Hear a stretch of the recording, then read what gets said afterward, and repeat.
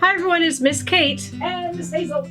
First of all, we want to say hi to Bella, our friend here in Alameda. Today we're going to be inspired by our friend and artist, Stef Lindeen. What do you think, Miss? Right here in Alameda. She does live right here in Alameda, and she does these really incredible watercolors. You can see she drew and then watercolored. This person's name is Peggy in this, and then she used embroidery thread to outline the braids that Peggy's wearing. And one of the really interesting things about Stef is she writes a story. So on the back of this frame is a story about Peggy, and it says that she likes to skateboard with her brothers and ride her bike to the beach and watch the sunset and the pelicans. But what she loves to do is climb out her window at night and watch the stars. And it makes her feel closer to people that she's lost. Isn't that sweet? So we're going to do that today. We're going to draw and paint with watercolors, and then think about a story about whoever it is we're drawing. And then embroider over it. Over it, yes. Yeah. So we're going to put Stef's picture here so that nothing bad happens to it. And then what we're going to do is and we also have some mat board that we're going to use kind of like a frame. So when we're done, we can glue or tape our painting into it, and then this lovely outline. Isn't that nice? And if someone wanted to decorate the outside of their mat board, they could do that too, but we're not doing that today. So first what we're doing is take a piece of watercolor paper, like this. This is sort of thick paper. It's really good for the watercolor to absorb everything, but you could use, I wouldn't recommend copy paper because that doesn't soak up the paint very well. It just gets crinkly, but like a piece of nice construction, like a white construction paper would work too. So what I'm going to do first is sort of outline what I think this face is going to look like. So, and I'm left-handed, so I'm going to go like this. So I'm going to think about, I like to start up with her eyebrows. I don't know why, but that's where I like to start. And then I'm going to just sort of sketch in some eyes. Now her eyes are looking a little bit odd, but that's okay too. And then I'll sketch in a nose, some sort of a mouth.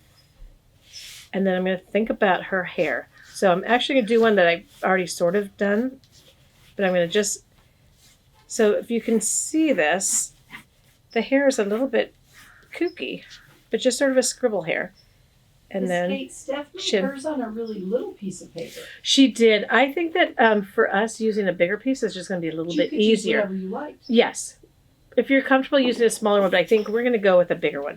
And then I would outline, some clothing on her. And when I'm done, and I'm going to do this upside down, I would use a Sharpie or some other sort of permanent marker, not a watercolor marker, because when you get to the watercolors, it'll just wash out. And I'm going to outline all of these parts that I drew with pencil. And I don't even have to erase the pencil if I don't want to. But so now she's got some hair, and we'll do that. And then we'll go to watercolors. We're not going to do that right now. I am using this tray of watercolors.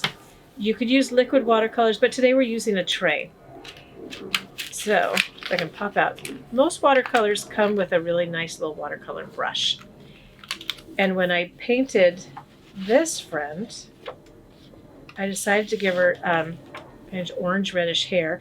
I didn't make my paint super wet because I didn't want it to leak all over.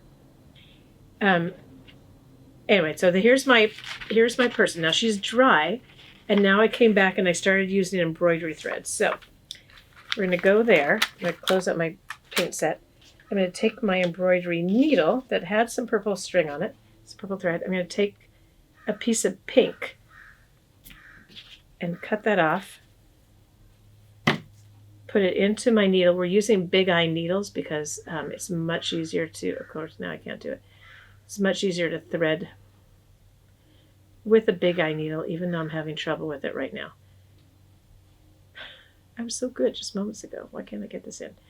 Okay, so now, with that, I'm going to tie a quick little knot so it doesn't come through.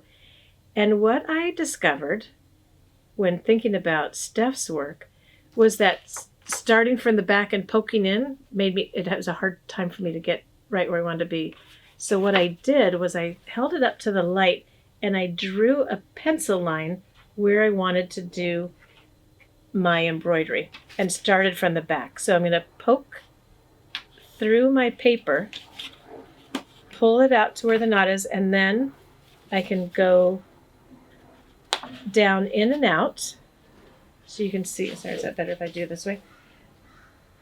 And I'm going to look back and see where my pencil line is and poke back through again. Because what I'm doing is giving her an interesting neckline on her shirt.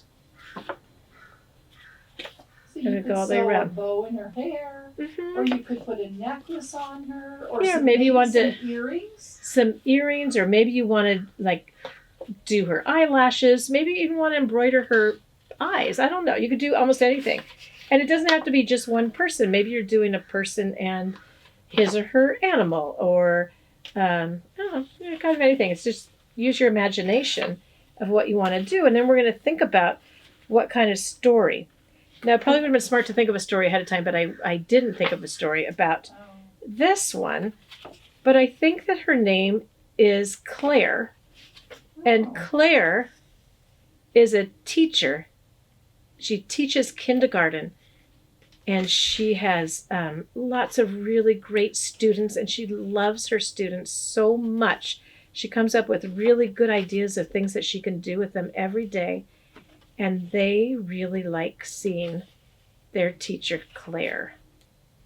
She reads them really good books. Yeah, I think that would be good. So I'm going to tell you, this is Claire. Now I'm almost done, but I put tape on the other side, so it's hard to poke through. So now you can see I embroidered a little purple line, and now I embroidered a pink line to give her some more detail around her neck. When I'm done, though, it's hard to tie a knot when you go to the end of this part because it's paper. So I'm taking a little piece of tape, and it could be any tape that you have, and I'm just taping down the end so it doesn't come out. And then when I'm completely done, I'm going to tape her into this. I will I'm going to move it down so you can see her neckline. And then I will write my story about this kindergarten teacher named Claire, and I will write it on a piece of paper, and I'll put it on the back of this so that when anyone asks a question about this, or if I'm thinking about her, I can think about Claire. Maybe I'll think about more things that Claire does and paint some more things about Claire. So there's Claire, the kindergarten teacher, That's so nice, Miss Kate. and Stef's Peggy, who likes to sit out and look at stars. They could be friends. They could be friends. They probably are friends. All right. Thank you, everybody. Now, remember, if you like this video, please subscribe to our YouTube channel, Alameda Arts, or you can also follow us on Instagram at Alameda Arts Fun.